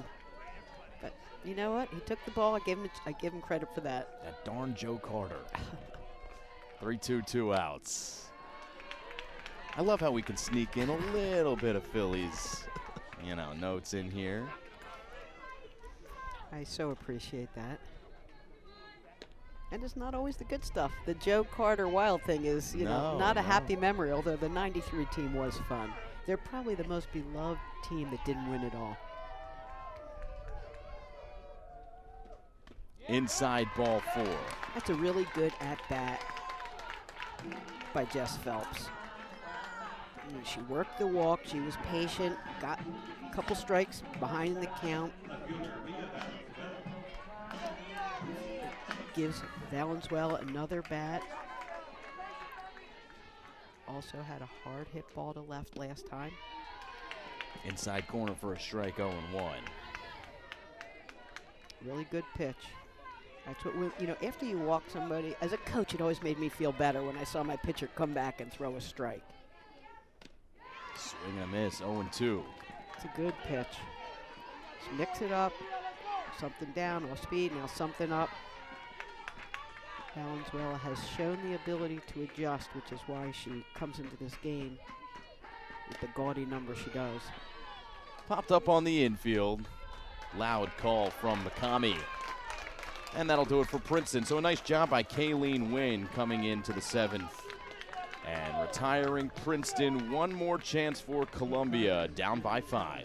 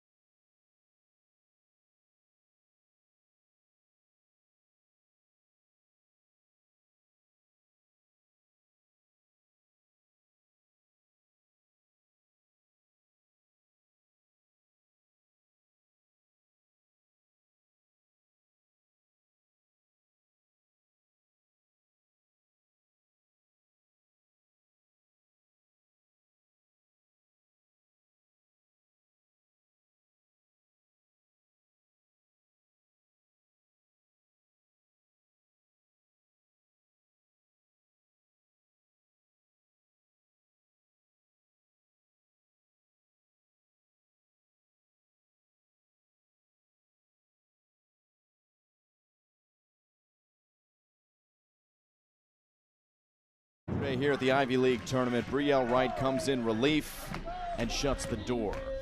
Although she did come in, Princeton was trailing. The Tigers' offense came to play in the later innings, and then Wright did her job to set down Brown and secure the victory for the Tigers. And here is Wright in the bottom of the 7th inning looking to do the same. I keep talking about the power that this lineup has. So this game, it ain't over till it's over, today Marzuka has no hits, but she was 3 for 4 and on base that 4th time yesterday. Has power. How many home runs does she have? A lot. She has 6 coming into today. 6 seems like a lot to me. I guess by modern day standards it's not, but it's not nothing. It's pop. She's got some. Yep. 1-1. And, this at-bat matters to her, and this to both the pitcher and the hitter. Wright's trying to establish herself, make sure she keeps the train rolling for the Tigers, and Marzuka wants to get something going. You always want that first runner on. Makes it so much easier. Put some pressure on the Princeton Tigers. Well, the big story for Columbia offensively, middle of this order, O'Brien and Marzuka, who were huge pieces in that 7-run performance against Harvard. They're 0 for 5 combined today. And the pitching staff for Princeton deserves a lot of credit. I mean, Shaw just bared down, had that one inning that was tough, and other than that, hasn't given up a run. Up the middle, there's a single for Marzuka and a hard hit ball to start the 7th. It's not over till it's over. It's just that simple. The ball's up in the zone just a little bit. Not a terrible pitch. And Marzuka stays back, goes with the pitch, and does her job. Brings up Tatum Hubble.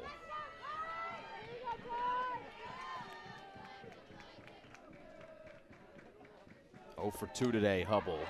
cue shot, swinging bunt. Tough play, Ratchison, and she makes it confidently. It's so funny. It played with my eyes. I thought it was off Ratchison's glove. I didn't even realize that Hubble had hit it.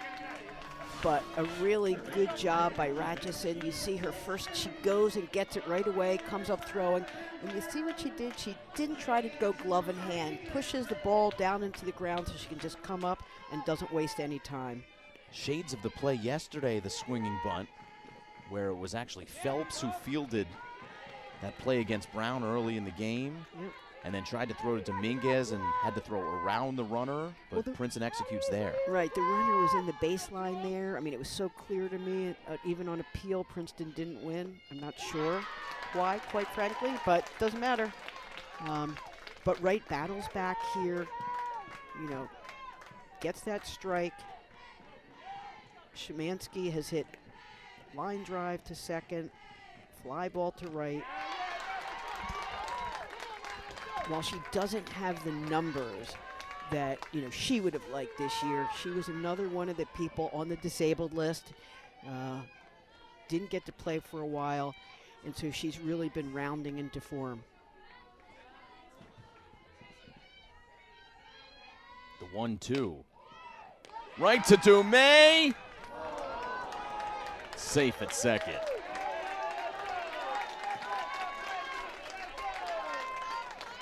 It's really good base running. That is not easy to do. Stop on the dime like that. And Dumais, I'm not sure, but Roa wants the replay. Roa wants the replay. You see her going to her head. And I'm not sure she's wrong about that, to be honest with you. Well, regardless, Princeton still has Columbia down to its final out. And Messner hasn't had the day that she had yesterday when she had the home run and another single to start the rally. 2 strikeouts, 1 in off speed, 1 down and out, just looking any way she can. If she puts the ball in the outfield, she's probably going to produce a run. She wants to keep things going for the Lions. Outside. So 5 innings for Cassidy Shaw, 77 pitches. Gave up only 3 hits, had 5 strikeouts. Right closing in on our 2nd inning of work.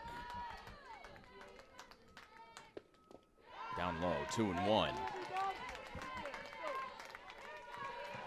And the one thing that Princeton doesn't want to do is face the top of the order again. So 2 outs, Wright's going to try to bear down and close this down. Inside, did it hit her? It sure did. Right on the sleeve. So 2 on, 2 outs. Here comes Lisa Van Akron. Take another look at this one.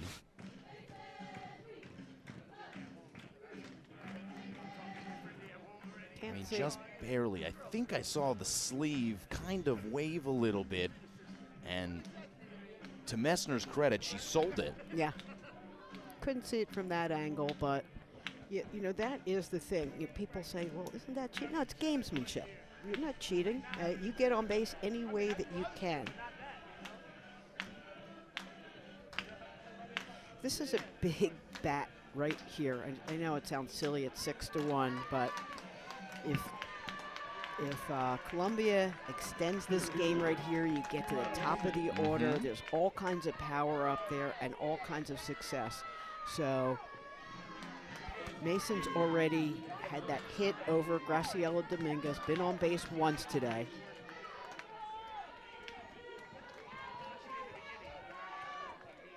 So the center fielder steps in, trying to keep this game alive for Columbia. First pitch is a good one.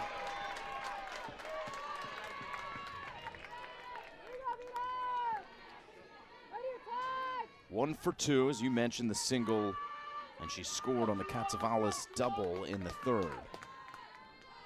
0-1 pitch, and now 0-2.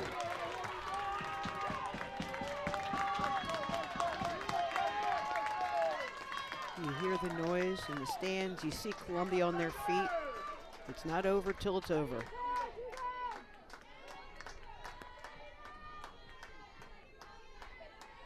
The pitch from right, swing and a miss. And Princeton has won its first 2 games in the 2026 Ivy League tournament. They are heading to the championship game tomorrow and can rest easy for now.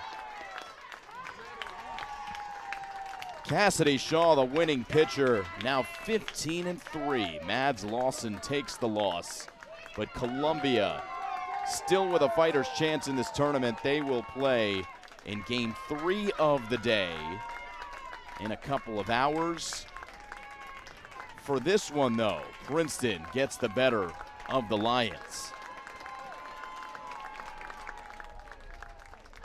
We'll come back to wrap this one up. Brielle Wright with 2 innings of work does not allow a run. Princeton wins by 5. We'll be back in a moment.